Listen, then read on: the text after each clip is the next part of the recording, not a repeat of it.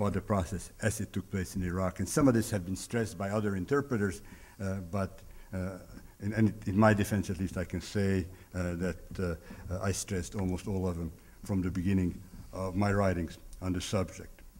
The first was the destruction of the Iraqi state, the army, and the state apparatus, which the American occupiers began almost from the beginning, but certainly completed once Jay Gardner was replaced by Paul Bremer as the American Viceroy of Iraq. The second was the failure to rapidly organize elected local government. Here again, Gardner's tentative efforts were reversed by Bremer when he took over. Third, the failure to internationalize the monitoring of the political process a la Afghanistan. There was really never an attempt to accomplish this. Fourth, the creation of an exclusionary and ethnicized structure of an interim government, which made the exclusion of a very significant part of the population a problem down to today. I mean by this the Sunni Arab part of the population, which was almost wholly, but not completely excluded from the process, at least in terms of important political organization. Fifthly, the making of a state bargain exclusively with one group, namely the Kurds. Sixthly, the creation of an interim constitution which froze the subsequent political process in a very negative way. Seventhly, the attempt to broaden inclusion much too late, leading to sharp conflicts. Here, the problem of sequencing is extremely serious. And finally, the toleration of illegalities, irregularities all along the process, especially, of course, one's own, the occupying authorities' own military forces, but in the last phase, in a kind of fateful way, on the part of the Iraqi authorities themselves. Now, people ask about what was the original sin of the Iraqi process, and of course, one answer that one could give, one that I certainly don't want to dismiss, and perhaps I'll return to it again in this discussion, is the war itself. But as I said, in all my analysis, I always try to raise the question whether in spite of the war something could not have been done, and then the question is, well, where did the process go wrong, if not with the war itself? And there are, and in the long list that I have just given you, there are two candidates for this. One, and they amount to the same thing. One candidate is the destruction of the state. If the Iraqi state would have been kept more or less intact, or at least only if part of it had been dismantled, if the state apparatus would have been kept, even if the army would have been partially dismantled, or the other way around. Either way, the creation of the forcing of the whole Sunni professional middle class into an antagonistic position to the whole process would not have occurred quite to the same extent. And if that would not have happened, then in the bargaining and negotiating process, Sunni actors could have also been included. And this would have meant a much more inclusive and therefore more legitimate negotiating process with a different constitutional outcome and a different kind of state bargain. Another place where the process could have been different was that had it been internationalized from the beginning, and this would have led, I think, to the same chain of events that I just mentioned, because no international authority would have made that mistake in relationship to the established Iraqi state. So the question is whether these errors, the destruction of the state or the lack of internationalization, were really mere mistakes, or whether they are rooted in something more fundamental. Let me try to conclude by tackling this question, which for me always remains the most difficult one. Recently, I taught a course in Cape Town, South Africa, and I gave a presentation on Iraq. It was a presentation something like this, and I went through pretty much the same kinds of steps, except I didn't get through it because about 5 or 6 or 7 minutes into the discussion, I mentioned the word liberation.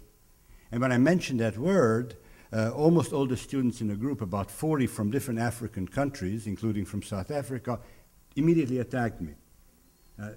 You cannot use the word liberation in relationship to what happened. And I danced around with them. I couldn't continue with the lecture. I had to dance around, and I said, you know, well, what about, you know, just think about Tanzania and Uganda. Well, was that, you know, the removal of Idi Amin, not really a liberation? And there was one Ugandan student who agreed with me, but no one else in the room, and that was it. And then I said, you know, I'm from Hungary. You know, actually today is April 4th, and April 4th was the Liberation Day in Hungary 51 years ago. I was about 3 months old at the time, and for Hungarian Jews that was truly a liberation. And I said, you know, a lot of Hungarians thought of it as occupation from the first moment on, but for Hungarian leftists and Jews and so on, people who didn't like the Germans, it was liberation. So it's a question of whose point of view. And he said, no, forget that. You know, it has not, you know, there's no liberation. If it's a foreign army, if it's a foreign invasion, liberation is just the wrong category. They just would not give an inch on this particular subject. And I've been sort of asking myself, what is it, aside from, you know, a kind of ingrained habit to oppose the acts of these colonial or neo-colonial or even American imperial power everywhere in the world, which I think is real in the world?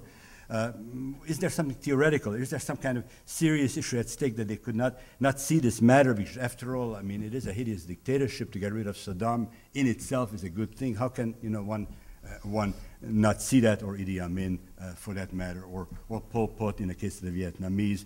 There are other examples of foreign forces, after all, liberating in quite the same sense that I use the word. And I come to the following conclusion, is that though they are not generally right, for example, about Tanzania and Uganda, or about Vietnam, and that in this case they really do have a point, and the point is something like this: can a foreign power that engages in an unprovoked and uninvited war? I mean, no one invited the United States from within Iraq. There is no mass movement within, no upsurge, no, you know, 91 would have been different. I think if in 91 the Americans would have continued the job and removed Saddam, then perhaps this whole question would have been could be looked at differently. But now it wasn't happening. And so could, in such a context, a power be a liberator? That's the first question. I think the more serious one is actually this. Could a foreign power that simultaneously finds itself in opposition to regime, state, and nation be a liberator? This, I think, is the really serious question. Certainly, the removal of the regime is liberation, but that's an abstraction, because if one also destroys the state, which in Iraq is actually the carrier of Iraqi nationality, not for the Kurds, but for the Iraqi Arabs, then is that, from the point of view of Iraqi Arabs, a liberation? Think about the Ayatollah Sistani, who at one point of this adventure was my hero.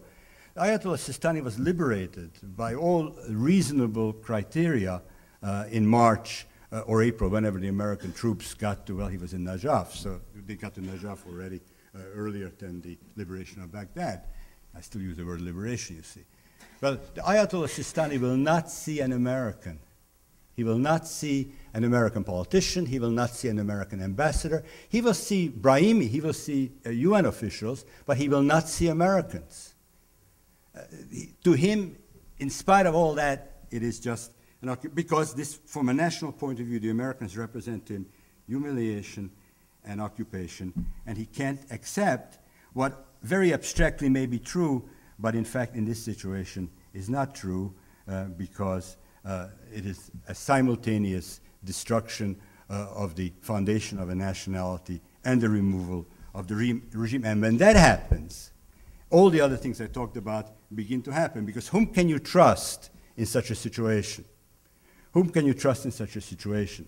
Well, only those whose nation who is not threatened in this setting, and that's just the Kurds. So who are you going to favor in every single part of the political process but those who are really on your side wholeheartedly? And so the Kurds, who, you know, I know, you know, Christopher has a long history with them, and I think one can admire the whole history and plight of the Kurds and all the rest, so I don't want to say anything negative.